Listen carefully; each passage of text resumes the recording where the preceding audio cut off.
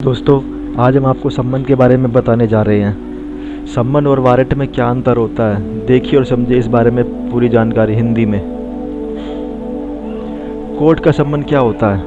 अगर कोर्ट में सम्मन आता है तो आमतौर पर आदमी घबरा जाता है, भले उसे आमतौर पर गवाह पेश करने का निर्दोष ही क्यों ना हो। कई बार तो लोग सम्मन रिसीव ही नहीं करते हैं। उन्हें ऐसा लगता है कि रिसीव करने से उनकी मुसीबतें बढ़ जाएंगी, लेकिन ऐसा बिल्कुल भी नहीं है।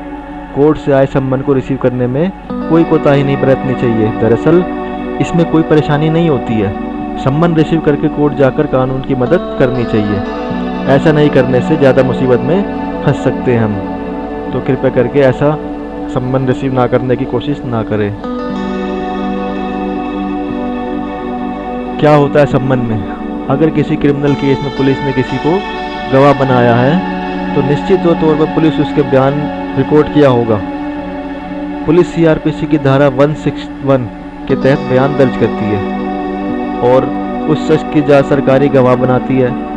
बयान पर गवाह के दस्तखत भी होते हैं। ऐसे में जब ट्रायल शुरू होता है तो एक एक करके गवाह को बयान के लिए अदालत में सम्मन जारी होता है। सम्मन जब किसी व्यक्ति को पहुंचता है तो उस पर यह लिखा होता है कि उसे आमतौर पर गवाह के लिए बुलाया जाएगा। यह भी बताया जाता है कि उसे मामले में बुलाया गया है तो उसकी पेशी की तारीख भी क्या है। ऐसे में सम्मन को रिसीव करना चाहिए और अदालत द्वारा समय पर दी गई तारीख पर पहुंचना चाहिए बयान के लिए। सम्मन न रिसीव करने पर वारंट इशू हो जाते हैं। अगर कोई शख्स सम्मन रिसीव नहीं करता है तो दोबारा सम्मन जारी होता है। बार बार सम्मन जारी होने के बाद भी अगर वो जानबूझकर अदालत में पेश नहीं होता है तो उस बयान पर अगली सुनवाई में अदालत उसके खिलाफ वारंट भी जारी कर सकती है। बिना किसी ठोस और सही कारण अगर कोई गवाह अदालत में पेश होने से बचता है तो उसके खिलाफ भी गैर जमानती वारंट जारी हो जाता है और बाद में पकड़े जाने पर उसके खिलाफ आईपीसी की धारा 174 के तहत कार्रवाई होती है। इसके तहत 6 महीने की कैद और 1000 रुपये जुर्माने का भी प्रावधान किया हुआ है। समाधान: आप साधारण टायर पंचर का काम करते थे, एक्सीडेंट के बाद वह बंद हो गया था। मान लीजिए भारी काम ना कर पाने के कारण भविष्य में संभावनाएं समाप्त हो गई थी। पत्नी ने अपना भविष्य देखा और आपको छोड़कर चली गई। जैसा कि आप उसी धारा 9 हिंदू अधिनियम का आवेदन प्रस्तुत करना चाहिए था। वह आपके लिए आयकर अब भी नहीं रहेगी। विवाह को समाप्त करने के लिए आपको तलाक तो लेना होगा। इसके लिए जितना जल्दी उसके मुकदमा कर दें बेहतर है। धारा 24 के आवेदन की परवाह ना करें, वह तो हर केस में ही लगती है। उसके डर पर मुकदमा करेंगे तो फंस जाएंगे। आपकी समस्या का हल कभी भी नहीं निकलेगा।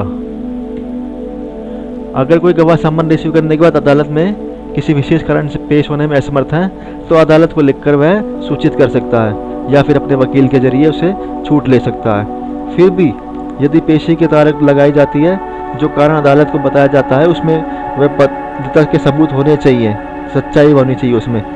सरकारी गवाहों के प्रति कोर्ट का रवैया काफ़ी सहयोगात्मक होता है। वह उसके खिलाफ कोई कार्रवाई भी नहीं करती है और अलग से एक तारीख जारी कर दी जाती है।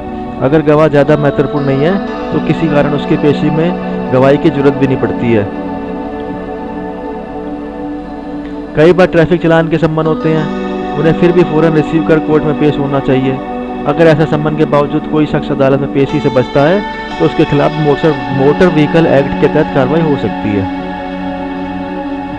सम्मन और वारंट में क्या अंतर होता है? इतना तो हर इंसान जानता है कि ये दोनों ही शब्द अदालती कार्रवाई में प्रयोग किए जाते हैं, लेकिन कोई भी इंसान इन शब्दों का सही तरीके से अंतर नहीं जानता है। ज़्यादातर लोगों को यही पता रहता है कि दोनों में क्या मायने होते हैं। शायद आपको पता ना हो, लेकिन हम आपको बताने जा रहे हैं कि दोनों में काफ़ी अंतर होता है।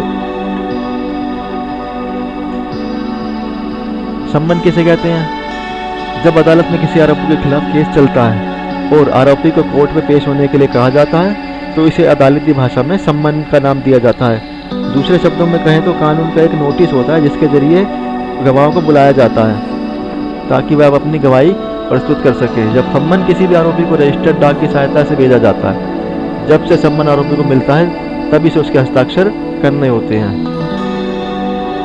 और वारंट क्या होता है? वारंट को कानूनी आदेश कहा जाता है। वारंट को जज या मजिस्ट्रेट द्वारा जारी किया जाता है। वारंट में किसी इंसान को गिरफ्तार करने, उसके घर की तलाशी लेने या दूसरे मुकदमे उठाने के लिए कहा जाता है। पुलिस बिना वारंट के किसी अन्य इंसान की गिरफ्तारी नहीं कर सकती है, ना ही उसके घर की तलाशी ले सकती है। इन सब के लिए पुलिस के पास वारंट होना ज़रूरी होता है। बिना वारंट के वह किसी के घर भी जाके कोई भी प्रकार की कार्रवाई नहीं कर सकती है। इसके ऊपर जारी करने वाले की मोहर होती है, पद का जिक्र होता है, साथ ही लिखा जाता है कि किस अपराध के लिए वारंट जारी किया गया है। हमें पूरी उम्मीद है कि हम आप दोनों के बीच अंतर समझ गए होंगे। सम्मन और वारंट दोनों जारी किए जाते हैं, लेकिन एक कोर्ट के आरोपी के खिलाफ और दूसरा कोर्ट की गिरफ्तारी या तलाशी लेने के लिए। कई लोगों को कानून समझ नहीं आता है, इस कारण वे बहकावे में आसानी से आ जाते हैं, लेकिन किसी को कानून के बेस पर जानकारी होना बहुत ज़रूरी है, इसलिए हम आपको इस बारे में बताया है। Please subscribe, like and share.